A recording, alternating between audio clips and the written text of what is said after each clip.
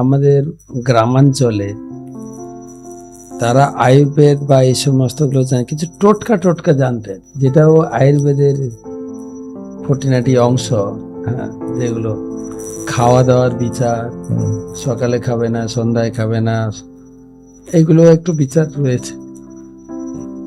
যেরকম একটা শ্লোক পড়ছিলাম, বাসরান্তে পিবেত পানি, ঘুম থেকে উঠে আপনি খালি পেটে জল খাবেন। ভোজনান্তে পিবেত তক্র, তক্র মানে ঘোল, যেটা আমাদের ইস্কনের ভাষা বাটার মিল্ক। আর দিনান্তে পিবেত পয়, পয় মানে দুধ। তাহলে সকালে ঘুম থেকে উঠে আপনি জল খাবেন, খালি পেটে জল।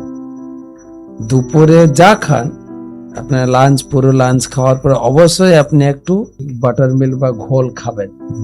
আর রাত্রে বা সন্ধ্যার সময় বা শোয়ার সময় 1 গ্লাস দুধ আপনি খাবেন।